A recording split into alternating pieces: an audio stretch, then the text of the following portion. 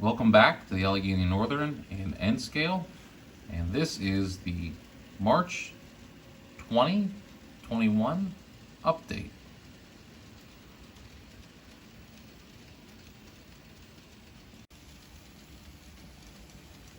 So there was a little bit of work that happened in March, but in March, that's sort of when the weather started turning a little bit nicer here, and all the home projects started coming about. Plus, we had Easter there at the end of March and April, so projects have not been as plentiful as they were over the winter.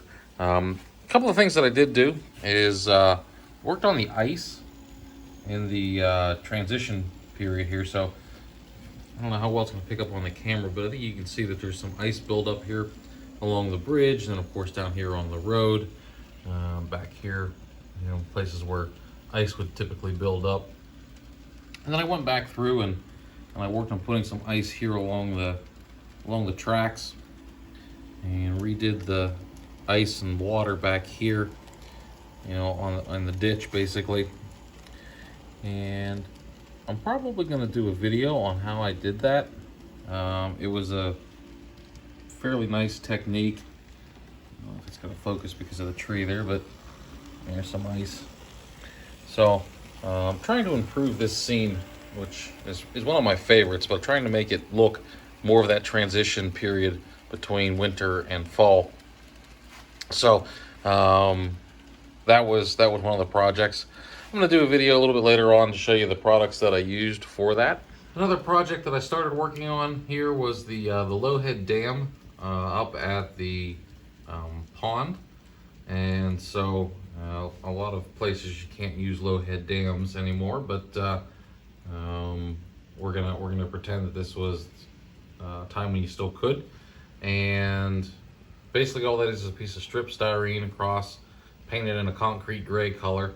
And then I tried to do a couple of things. One, I tried to simulate the water rolling over the dam, and then the hydraulic on the other side. So that needs another layer of the Woodland Scenic's water effects, and then it needs to be highlighted white to show the turbulence of the water coming over in that hydraulic. So not quite done yet, but that's as far as I got with letting it dry. Okay, I've been spending a little bit of time here getting the mine scene done. So I placed the vehicles round about where I'm gonna keep them. I've got the access road put in. There was a whole separate video on this scene and the maintenance of the haul road, so that's you can check out that video. I did get some of the trees planted.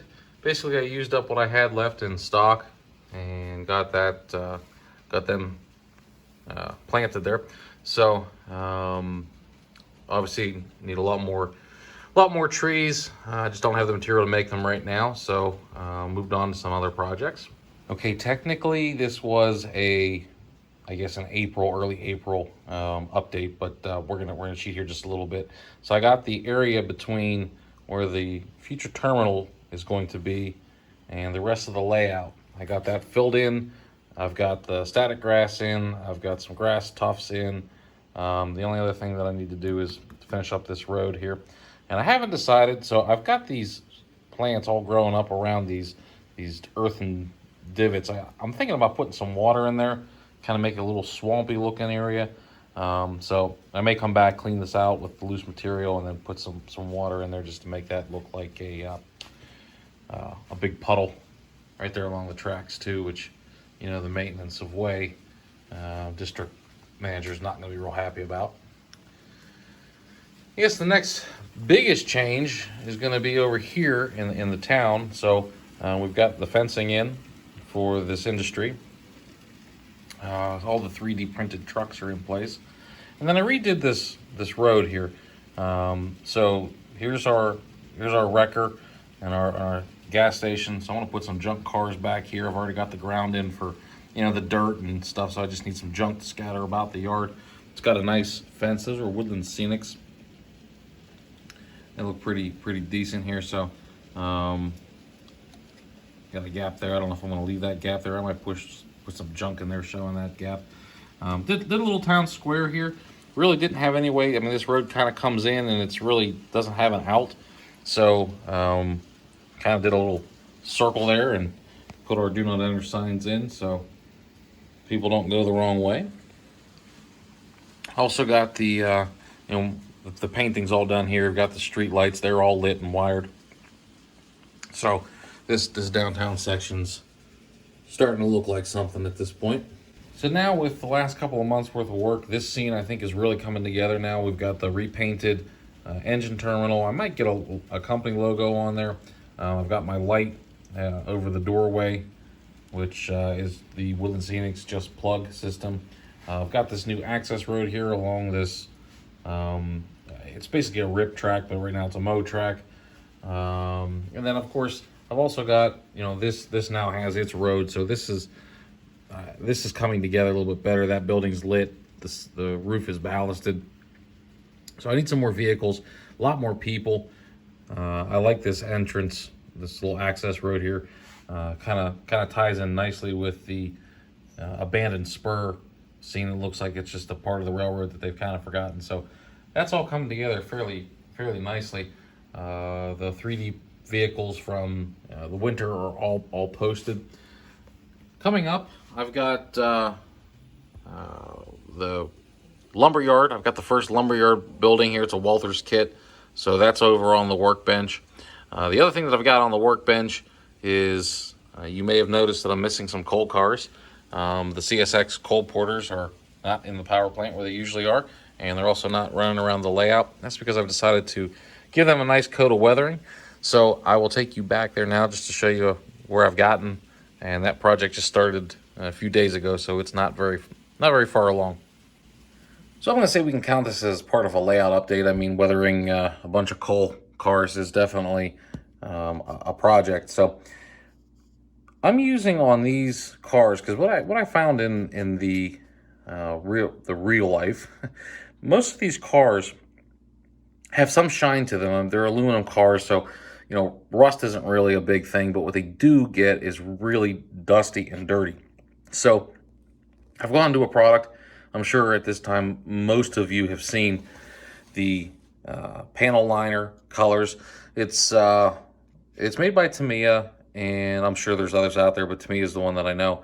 And it is really useful for doing exactly what it says, lining the panels. So it's used a lot in ship modeling to highlight the ship panels. And I've got 3 colors. I think they make it's got to be 4 or 5 different colors. So I've got a gray, black, brown. I think there's a couple different shades of gray that are available. So you can really find the colors that you want, and it's subtle. It just sort of brings out just barely the edges of where those panels are. But once it's dry like this here, you can see that it does highlight the ribs of the car, which is exactly where dust and dirt would settle.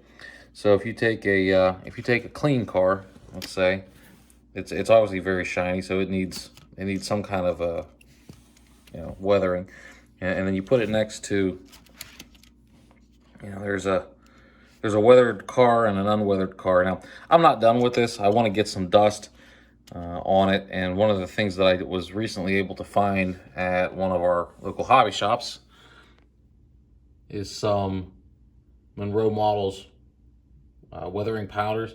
I'll be honest with you, I'm really happy with those powders. I've used them on a couple of items so far. The colors really stick, and it really gives you the effects, and dare I say, I almost like it a little bit more than the pan pastels. That's not to knock the pan pastels. I use both, and I mean that's all my weathering stuff right there. So I've got a collection of weathering items in addition to the pan pastels. Now, one thing that I will tell you about the pan pastels that's really cool, and it was actually one of our local hobby shop guys here that turned me on to it, and that is they make one that's for coal car loads. And the coal dust, if you've ever seen a coal train go by, and I'm sure all of you have, there is a sort of a shimmer to the coal. And they actually make a pastel that does that. It brings out the shimmer. Now, these loads from Kato actually have that shimmer already. You can kind of see it reflecting there in the light, which is really nice.